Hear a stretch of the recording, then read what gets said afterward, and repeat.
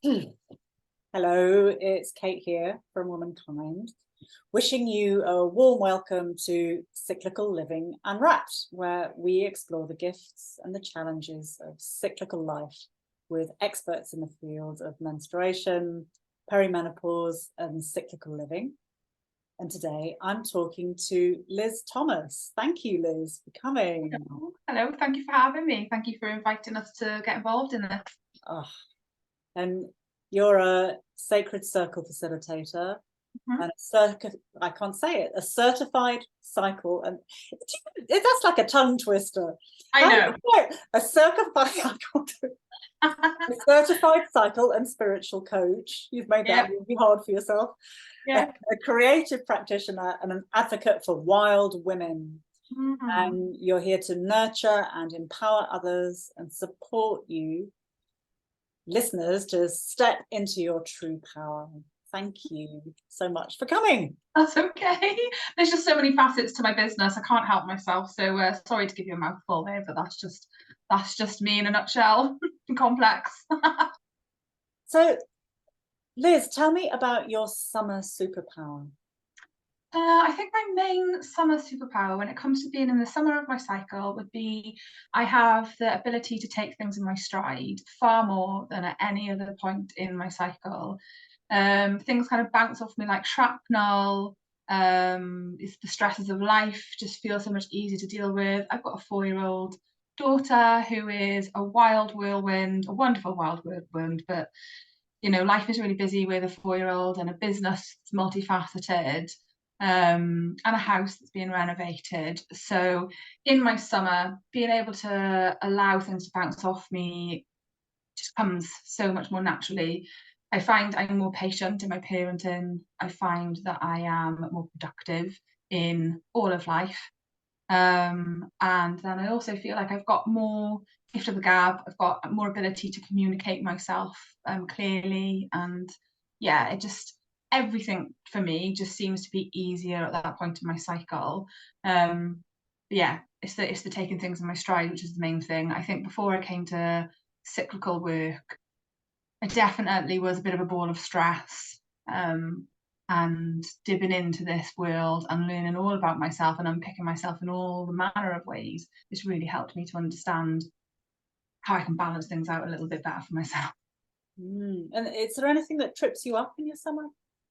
Yeah, I think I tend to burn the candle at both ends at this point in my cycle, and I do it unwillingly. I don't even know I'm doing it. I give so much to people in terms of with my business. I get a lot of people messaging me. I'm sure you understand that, and I'm happy to just chat with them, and I just give, and I love the conversation.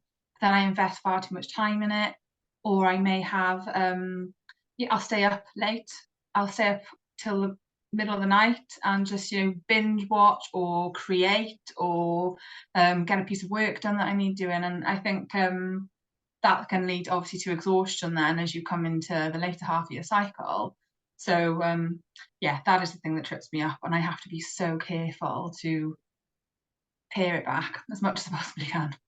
So how do you put the brakes on it? I have to give myself a stern talking to.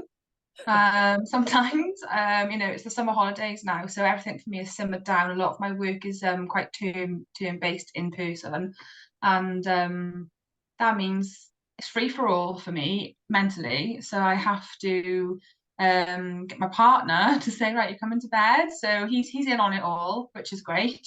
And he will say, come on, let's go to bed at a reasonable hour. And he's really good at having a routine, a sleep routine. So he just reminds me of that alongside my stern talking to, especially when I know for a few cycles now, for example, I've been quite exhausted. I've had quite a few things come up that have prevented me from resting as much as I wanted to in the latter half of my cycle. And then obviously it just overlaps into the next cycle.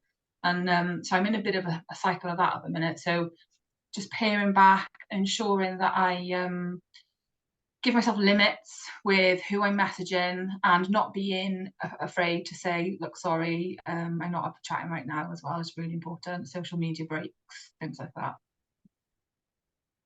And as you cross that boundary from summer into autumn, what supports you there? Because you said earlier you're in your autumn phase at the moment. Yeah, I'm just transitioning today into autumn, really. Support wise, I quite like sitting in my autumn. It's where I feel comfortable, so I quite look forward to going into it, knowing that this is the time in my cycle where I allow myself to get out in nature more. I plan for it more.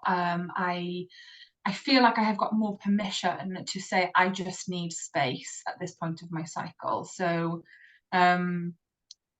I guess planning that in is something that really supports me as I transition. I'm sorry about my dog if you can hear him. He's ravaging the postman right now. But yeah. An autumnal dog. Yeah, he's Jack Russell. He thinks he's a Rottweiler. It is what it is. Yeah, so I think like planning forward and ensuring that I do ask for that time. When I move into my autumn, I'm very, very clear about my needs with my partner. He's learned alongside myself. So, he knows everything about the cycle. He knows everything about how I behave during my cycle. And everything's not perfect. Obviously, nothing ever is. But if I can catch myself, I will communicate my needs before I tend to explode or get overwhelmed. Yeah, so space for me, clear communication is key, because when I do go, I go, and then clear communication just doesn't happen.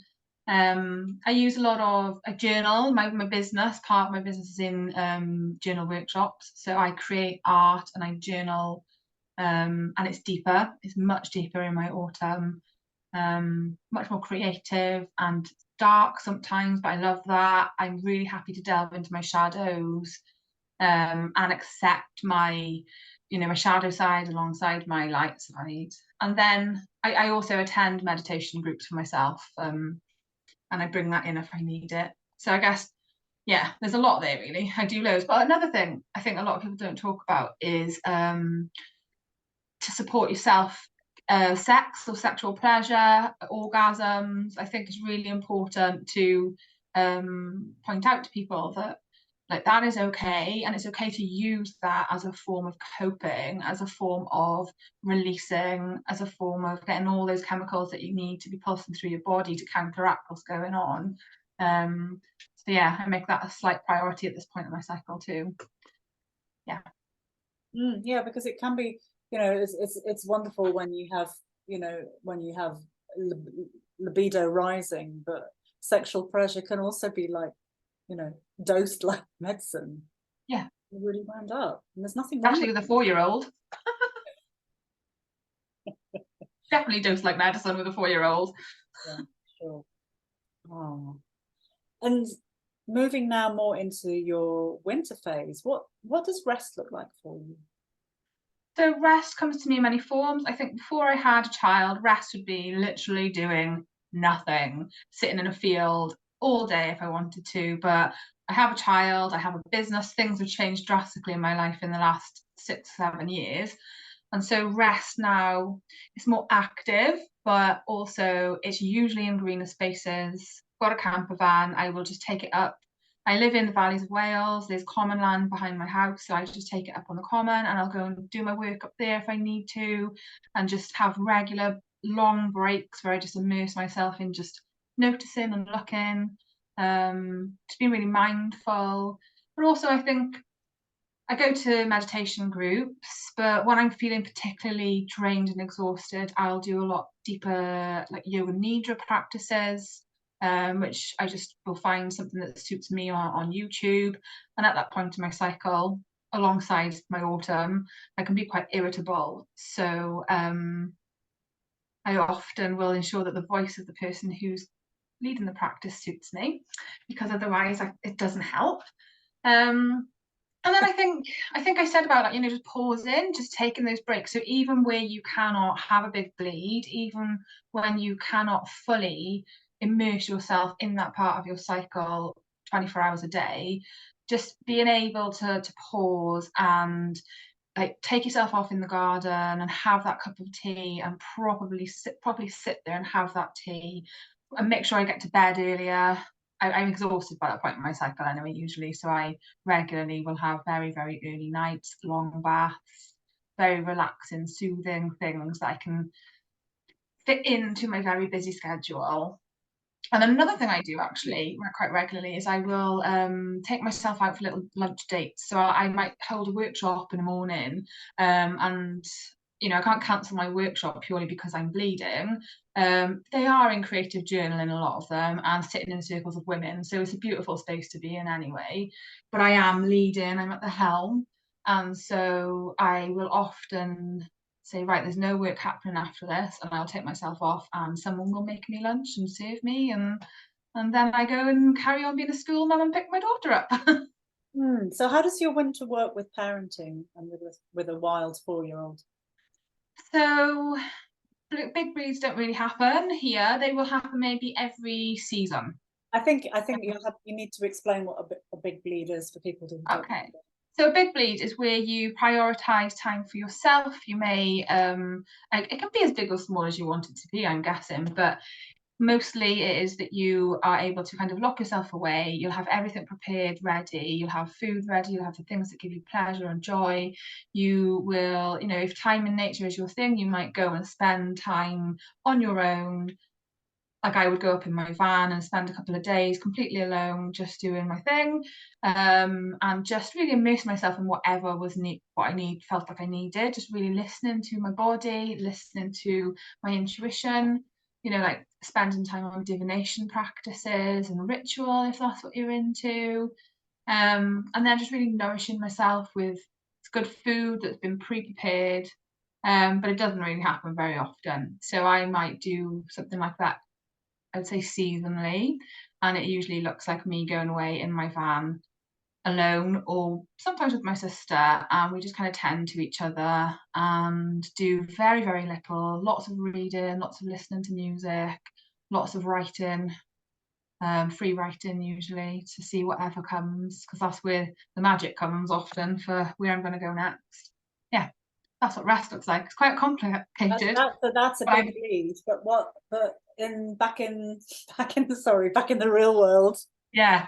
when you're on the school run and you're knackered, then how do you integrate that with your daughter? Or when it's a Saturday and there's a play day and there's soft play and your partner's somewhere else, how do you integrate that into your everyday life?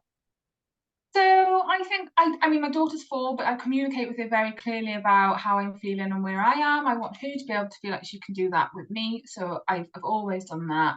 She might not completely understand that mummy has no patience right now. Mummy's on her period and mummy's very tired right now. But she's very sensitive. So she's beginning to really understand now, that maybe just coming and putting her hand on me rather than going, mummy, mummy, mummy, is the way that I'm going to be able to respond to her. She knows that I'm not going to do it as quickly as I usually would. And I have to say to her, you need some more patience.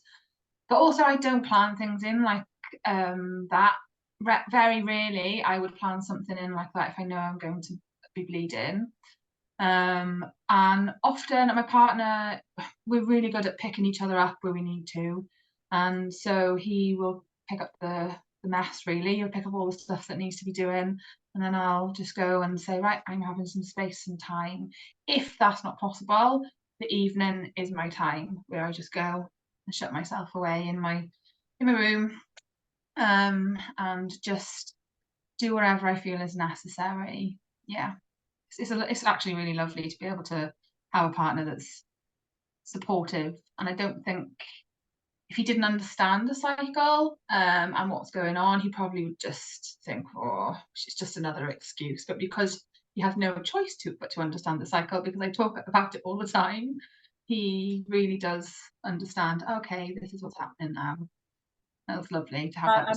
I'm really struck listening to you as you explain how this works in your life. What a fabulous role model you are for your daughter, but also for your partner. Well, men, they need to know. And I think we've always been very open. We've been together nearly 20 years. We know each other inside out. And I just think, like, I've always been very authentic in my nature. hence why I do the work I do now. I think I feel like I'm in the right place to lead women to come back to themselves. And yeah, so that just it's across my life that happens. And I guess I wouldn't have a partner that wouldn't do that. So, well, I wouldn't put up with that. And tell me about your springs. What are your springs like? And when do you notice spring arising? Day 5 of my cycle, I usually merge into spring. The energy rises very noticeable. I feel awake and alert again. If I've managed to rest as much as I possibly can. They can feel a little bit edgy to begin, and I guess most of us have got a level of wounded maiden inside of us, and she can arise and feel quite needy. I definitely need more contact, more physical kind of support, like proper hugs and touch then. So my partner, he's not very giving particularly of just a hug. He's not a huggy person, but I'll just go in and say, I need this right now, and it works that way. And she can feel quite insecure at times for no reason apart from things are surfacing and you just feel a bit edgy. So I just need to make sure that I don't rush out of those gates too quickly, because I think when I start rushing out of the gates with the energy rising, that that's when I tend to get those more spiky feelings, should we say, and emotions arising in myself. I can tend to forget myself, and I can tend to hyper focus on things. But it's also part of my superpower there, because I become quite creative. I'm able to plan, whereas in the autumn of my cycle, I can get shit done. And I can finalize things, but I cannot plan for toffee. And then in the spring of my cycle, I can plan and be very strategic with things. So That's a fantastic spring superpower, because oh wow, I have in a season envy. Spring that plans, you got like all the hope and optimism and possibilities and the capacity to put it in place. That's, oh my god. Yeah, it's really useful. It is useful if I'm making sure that I'm keeping hold of it. Obviously, life gets in the way at times, you know. So when you're running around like a headless chicken a lot of the time, you just got to make sure you just come back to center and go, right, where am I? Have I got structure? I think where you're in your winter and you get all of these creative messages, intuitive thoughts, dreams, you know, if you can grasp onto that and then move into your spring and be able to think about, right, how do I really want to do this? This is something that's for me. Readdress that. Is it not just a dream? And then think about how you can strategically move forward. It just works for me. You know, it's not for everybody. I know if I haven't harnessed onto it, I can be quite scatty, and I want to do all of the things all of the time. And I feel quite like I'm floating about because I haven't really got anything to focus on. Yeah, so it just varies, I guess, where I am in the year, where I am in life. But when you can get hold of it, it's really powerful for me. Oh, thank you so much, Liz. There's so much richness in there in the seasons. Oh. Where can listeners find out more about your work, please? Or is there stuff you want to tell us about? Or please, we'd love. Yeah. I mean, as I said at the start, my business is Soul Creative Circle. It started off as a passion project, running creative journaling circles online for well-being, for people who want to delve into their shadows and work themselves and understand themselves. And I started it because I had lost my mother and I was grieving, and I'm very analytical, so therapy wasn't really doing a lot for me. I was doing it myself, and then I inherited all her art equipment and I started creating and realized how powerful it was. So I thought, right, I'll start doing this for people. I was a teacher, so I was used to using all of the online garb that we need, and yeah, it went really well and people received it really well. But it's then expanded into something far more. So I coach one-on-one if people want that. I coach more on the spiritual side of things rather than the, say, nutrition and health side of things. I like to do a lot of the unpicking with people. But I also run workshops, courses, a myriad of different things to suit and empower different women and people who were assigned female at birth. You can find me at Instagram at Soul Creative Circle or on Facebook at Soul Creative Circle. My website is currently under reconstruction. Might have been there for a little while, but it's come in. But all of my information is usually on my Instagram page, or there's a link to my link tree on there with all of my different facets as such. Yeah, I'm a complex being with lots to give, and I absolutely love what I do. So if anybody's ever interested in exploring themselves creatively, thinking about their cycle, their life cycle, then they can come and find me and we can have a chat. Oof. I also don't do hard sells, so you're welcome to come and there's no pressure. As long as you're not in your winter. Yeah. There's just that will be clearly flagged. Yeah, I'll have a chat in my autumn, but it might be shorter. And then in my winter, I might just go, right, can I get back to you? And then that's what happens. You know, we've got to preserve our time. Our time is precious. So we need to preserve it as much as possible, don't we?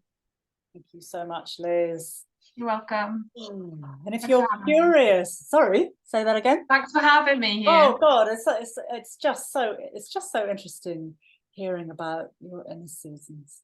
So interesting, especially that spring. I'm going to be thinking about that for a while. I have so much envy about yours. You know, before I came to cyclical awareness, autumn was something where I really, really struggled. I thought I was going quite mad, to be honest, and it's what led me into learning about it all. So it's completely changed my life because it's now my favourite part of my cycle, which is fascinating. We love to hear that. We love to hear that. Oh, and if wild. It is wild, and if listeners want to get into their own, you want to get into your own wild inner seasons and learn to love your autumns, your premenstrual, perimenopause, you might enjoy our free workshop, which is on the, oh God, every time I get this wrong, on the 4th, on the 4th of September at 7 p.m. Or there is our self-paced online course, Perimenopause Unwrapped, which you can find at woman-kind.co.uk.